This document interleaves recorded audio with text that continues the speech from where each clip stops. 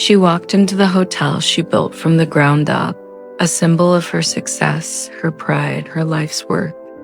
But instead of respect, she was met with suspicion, whispers, and cold stares. Within minutes, the staff she paid and trusted turned against her, treating her like she didn't belong. They didn't see a powerful CEO. They only saw the color of her skin. What happened next shocked everyone in the room, and it's a moment they'll never forget. How could someone be cast out of their own empire? For years, she had poured her heart into building something extraordinary, a hotel that wasn't just a business, but a reflection of her journey. Every chandelier, every polished floor, every detail spoke of sacrifice, resilience, and triumph. To the world, she was a visionary, a leader, a Black CEO who had broken barriers in an industry that often tried to keep people like her out. That evening, she arrived unannounced, no cameras, no entourage, just a woman quietly checking in on the empire she created. She expected to be greeted with warmth, maybe even pride from the staff whose paychecks came from her own success. Instead, she was met with hesitation, with eyes that lingered too long, as if trying to decide whether she belonged at all. Something was off. The air felt heavy, the smiles forced. It was subtle at first, but unmistakable. She had built a sanctuary, yet in that moment, it no longer felt like hers. And soon, that unsettling feeling would erupt into something far worse than she imagined at first. It was small things, the way the receptionist lowered her voice when speaking to her, the way the bellman pretended not to notice her standing in the lobby. She thought maybe it was a long day, maybe just tired faces. But then the whispers started. Guests looked over curiously, staff exchanged uneasy glances, and one manager stepped forward with a firm, questioning tone. "Excuse me, ma'am, do you have a reservation?" She almost laughed. A reservation? She owned the building. But before she could answer, another staff member approached, standing closer, eyes narrowed as though she were a stranger trespassing in her own space. It asked for identification, a room number, even proof she had the right to be there. The disbelief cut deeper than their words. This wasn't just an inconvenience, it was erasure. Years of hard work, her name engraved on every contract, her money funding every corner of this place, and still, in their eyes, she didn't belong. Her pulse quickened as the staff's suspicion grew louder, harsher. One guest whispered, "Why is she here?" Another muttered something under their breath she couldn't quite catch, but she knew it wasn't kind.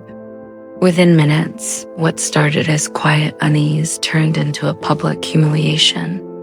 They asked her to step outside, to leave, to get out. Her stomach tightened. This was her hotel, her creation. But as the staff surrounded her, ushering her toward the exit, the bitter truth settled in. They didn't see her as the owner. They didn't even see her as someone worthy of respect. They saw only her skin, and to them, that was enough too. Strip away her authority. Each step toward the door felt heavier, like a betrayal carved into stone. Guests turned their heads, some in confusion, others in silent agreement with injustice unfolding. And still, the staff pressed forward, blind to the storm they were creating. By the time the doors closed behind her, the humiliation was complete. A Black CEO pushed out of her own empire. But what none of them realized, what no one in that lobby expected, was that this story was far from over. Because within minutes, Everything was about to change. The cold night air stung as the doors shut behind her, the glass reflecting her own stunned expression back at her. For a moment, she stood frozen outside her own creation, stripped of dignity, treated like a trespasser. Inside, she could still hear the muffled chatter, the laughter, the staff moving on as if nothing had happened. But for her, everything had changed. Humiliation burned hot in her chest, but beneath it was something stronger: anger. Not the quiet kind, but the kind born from years of fighting to be seen, respected, and heard. She had been denied opportunities, overlooked in boardrooms, underestimated in negotiations. But this was the ultimate insult. Being erased from her own empire, her phone buzzed in her hand, a reminder of the power she still held. With one call, she could alter the course of every life inside that building. And in that moment, she decided she would, because what they thought was just another dismissal, another casual act of discrimination, was about to turn into a reckoning. She turned back to face the glowing hotel sign towering above her, not with shame, but with fire in her eyes. The staff who had cast her out thought they were protecting the reputation of the hotel. But in less than 10 minutes, they would learn the truth. The reputation they clung to belonged to her, and she was about to take it back. 9 minutes later, the same staff who had laughed, whispered, and pushed her out were summoned to the lobby.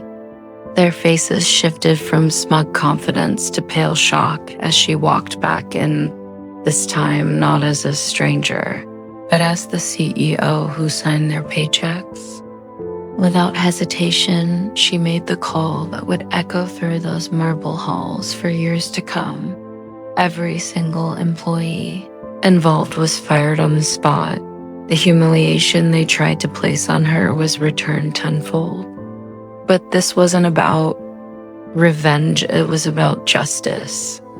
For too long, she had been judged not by her accomplishments, but by her skin. And in those few minutes of arrogance, the staff had revealed an ugly truth. Even success, even ownership, doesn't shield Black men and women from the sting of racism. She left the hotel that night not as a victim, but as a symbol of resilience. Yet the pain lingered, because while she could fire her staff, she couldn't erase the prejudice that made them act that way. This wasn't just her story, it was a story that echoed across countless lives, in workplaces, in schools, and every day. Moments where dignity is stripped away by bias. And so the question remains, how many more brilliant, hardworking people must prove themselves again and again, only to be denied respect that should be automatic? How many times must racism write itself into stories of success? Her decision that night was final, but the story is far from over, because the next chapter belongs to us, whether we choose to see, to speak, and to change what has gone unchallenged for far too long.